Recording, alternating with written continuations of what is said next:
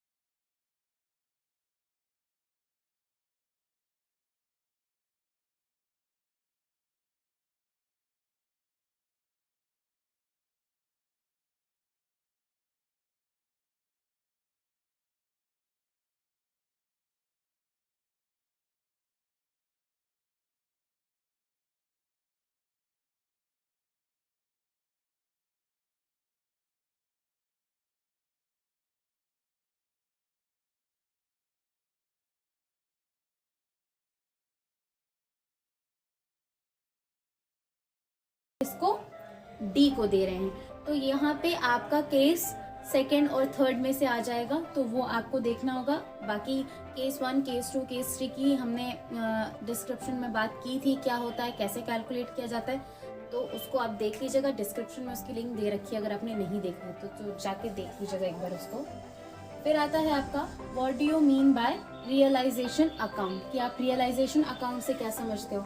अब आप कहोगे मैम ये तो आपका डिसोल्यूशन ऑफ फर्म से है क्वेश्चन, आपने तो बताया था ये डिलीट हो चुका। मुझे पता है डिलीट हो चुका है, अच्छे से पता है, लेकिन हमारा थ्योरी तो आप पढ़ ही सकते हो ना, थोड़ी बहुत थ्योरी उसकी पढ़ लो। फिर हमारे नेक्स्ट क्वेश्चंस बन सकते हैं हमसे, what are the conditions for retire partner leaving the partnership, यानी कि जब कोई पार्टनर रिटायर होता है तो उसके क्या क्या कंडीशंस होते हैं, यानी कि किन किन बेसिस पे वो रिटायर हो सकता है, ये चीज़ आपको मेंशन करनी है। ठीक, तो क्या क्या कारण हो सकते हैं आपके कि उसको पार्टनरशिप में रहना नहीं है, उसको एक अलग बिजनेस करना है, ठीक, या उसके साथ अनफेयर शेयरिंग हो रही है, ठीक, बहुत से रीजंस हो सकते हैं, या उसके किसी पार्टनर से डिस्प्यूट्स हो गए, तो इस टाइप्स के आपके कुछ वो हो रहे हो तो आप वो भी लिख सकते हो कंडीशंस। फिर आता है आपका differentiate between gaining ratio and sacrifice ratio, इसको आप इम्पोर्टेंट में पढ़ लो, ये आपका इम्पोर्टेंट में आ जाता है कि गेनिंग रेशियो क्या होता है और आपका सैक्रिफाइस रेशियो क्या होता है। कि गेनिंग रेशियो आप कब कैलकुलेट करते हो, सबसे पहला तो इसका डिफरेंस यही हो गया कि आप जब आपका नया पार्टनर, आपका जो पुराना पार्टनर है उसमें से कोई भी रिटायर हो जाता है तब आप गेनिंग रेशियो कैलकुलेट करते हो, और सैक्रिफाइस रेशियो कब कैलकुलेट करते हो, जब आपका नया पार्टनर आता है, ठीक, तो आप लोगों को सैक्रिफाइस करना पड़ता है, तो इसको आपको एक्सप्लेन करना होगा अच्छे से। 5 नंबर का क्वेश्चन है, अगर डिफरेंस आ रहा है गेनिंग रेशियो में और सैक्रिफाइस रेशियो में तो इसको अच्छे से एक्सप्लेन कर लीजिएगा, इसको ज़रा स्टार बना लीजिए या इम्पोर्टेंट लिख लीजिए, आ सकता है डिफरेंस, ठीक। और साथ में अगर आपको फॉर्मूला याद है, वैसे याद होना चाहिए, बहुत बड़ा नहीं है, ठीक, तो फॉर्मूला भी ज़रूर लिख लीजिएगा डिफरेंस में, ठीक। फिर आता है विजय, अजय एंड विजय एंड संजय,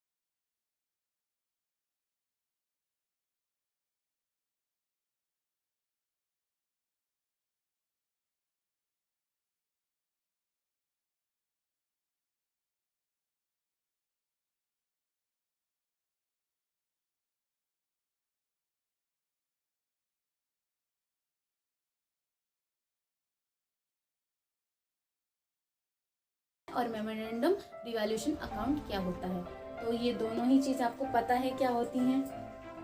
फिर आता है आपका व्हाट इज शेयर एक्सप्लेन, आपका शेयर क्या है, ठीक, और उसको एक्सप्लेन करिए।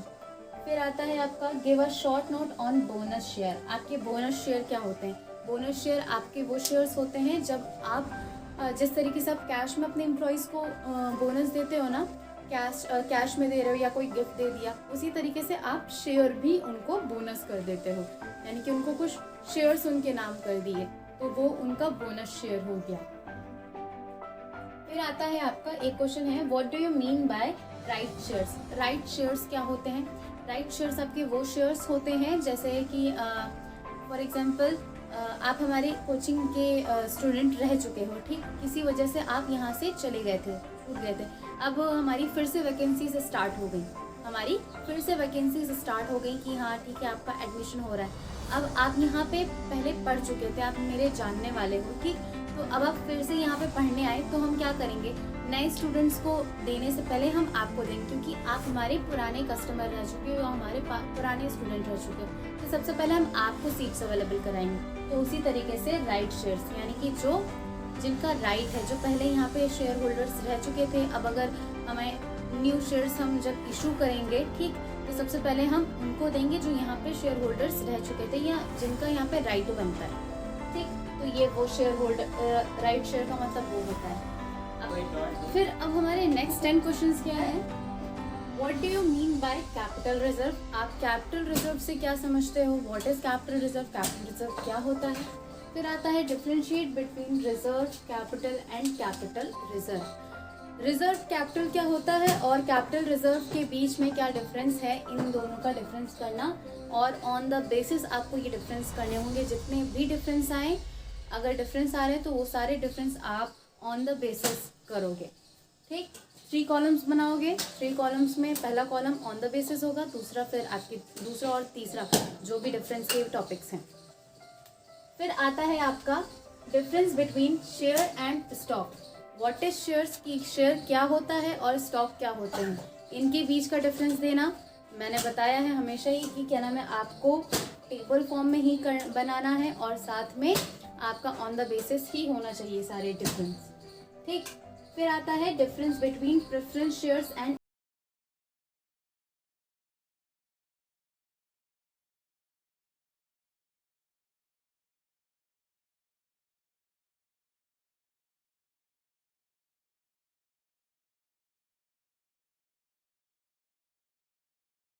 क्या होते हैं।